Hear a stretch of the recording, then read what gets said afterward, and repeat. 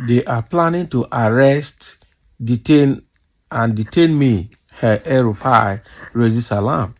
Can you imagine? So who is planning? Tinubu's government, because this allegation is against Tinubu now. That is what it means. That they're planning to arrest and detain him. What did you do? If you are scared, especially that your son that is insulting the sensibility of Nigerians. When you were the governor of Kaduna State, you have found the Omega, the Toknadu. Now life, the reality of life has dawned on you now. Just because she didn't get a seat in Tinubu's government, now you are turning against the APC that you used to humiliate and annihilate the people of Southern Kaduna. What goes around comes around. That is it. So former Kaduna State Governor Nasser El-Rufai has raised concerns over the possibility of his arrest and detention. Okay. So El-Rufai claimed to have heard rumors about his potential arrest, but stated that he has no intention of going into exile. So in a post on X on Tuesday, the former governor said his adversaries are allegedly trying to force him out of the country. Can you imagine? So he disclosed this while responding to a user and staunch supporter, Imran Wakili, regarding the alleged plot to arrest and detain him. So El-Rufai, who is currently in Egypt, said he plans to return to Nigeria before February 20. I will spend more time in Nigeria than ever before. El-Rufai wrote, na lie. Say, he said they go school for UK that time. And not knowing that he put himself on exile. He'll be speaking from exile and say he's not going anywhere. Can you imagine? I thought he's even speaking from Nigeria. He's speaking from Egypt. They have sent similar messages of intimidation and threats through many of my friends, family, and political associates because they want me to go on self-imposed exile. Can you imagine? So I have now put all my previous academic and language learning plans on hold. Silence is no longer golden. Inaction has never been an option. So the arrest, detention, and torture of perceived political enemies are nothing new in human affairs. I have been arrested and detained thrice in the past for expressing my views about previous government. Can you imagine? So there is always a morning after the arrest or detention or torture, and political life continues. As for death, it is when Allah determines or destines it, and it is ultimately the date of every man.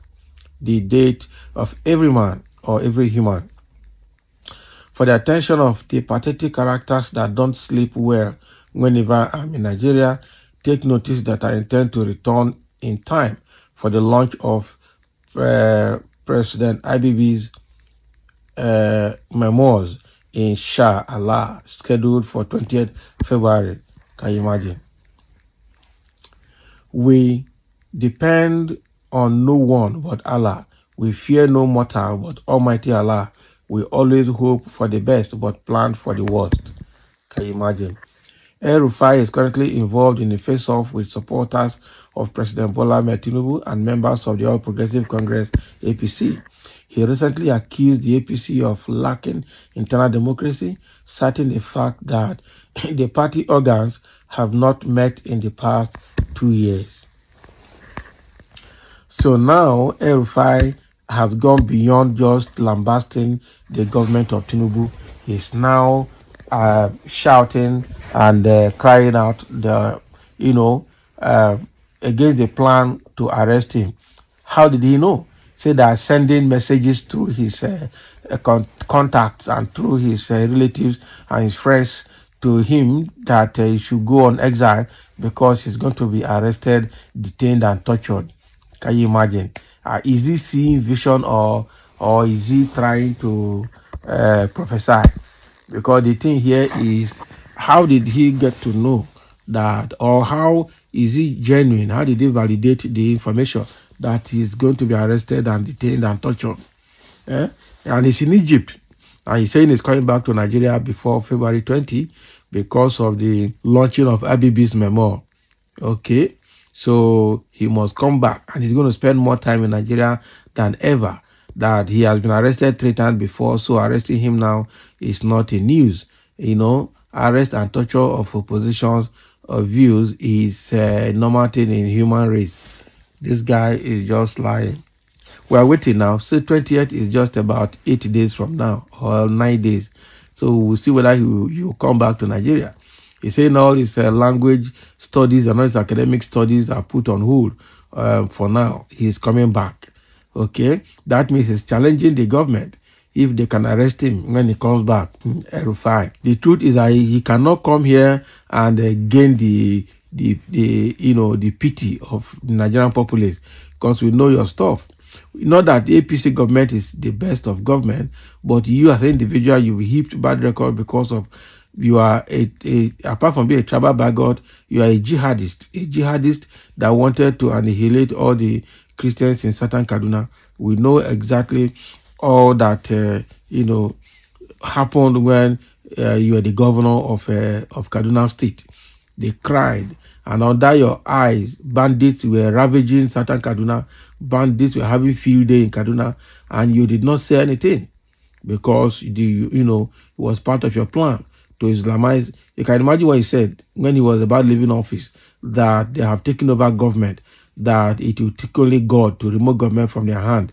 He said so many things that time when he was leaving office as governor of Kaduna State. Now, because of all the statements he made, that was why the Senate under Akpabio did not screen him and give him any political position. He was nominated for Minister for Power, but he lost it because of all those political security statements that he made. That is a threat to the security of Nigeria. Now, he should have been arrested if somebody from Southeast or South made some of those statements, or Middle Belt made some of those statements. I'm sure they would have locked the person up by now. But because he made it, and they have a larger number, because that's what they think they are. Nothing is happening to him, and that is why he's still moving around talking. And even the so-called Matawale too, that is now the Minister of State for Defense, we understood what happened when he was the governor of Zamfara State. So all these Northerners now, they are counting almost 500 or 700 repeated Boko Haram that they want to release. But release somebody like Nnamdi Kanu, you fail to release him. When they arrested Igboho, we thought they were still going to hold him till now. But because they're in power, they worked his release and they have released him. So El-Rufai, he cannot even see half of what Nnamdi Kanu is seeing. And he's already shouting when they have not even arrested him at all. He should go and sleep. Let's see, let Tinubu come out, or let Tinubu supporters come out and prove that they are actually not making plan to arrest him, or let him come out with facts that they are making plan to arrest him, so that we'll know, but not shouting from Egypt. I thought he's even talking from Nigeria. He's talking from Egypt. El-Rufai should go and sleep. In the beginning, all the insult they've given to Nigeria, himself and his son and his family, he will get a result of it. That is it. It's a matter of time. What goes around will definitely come around.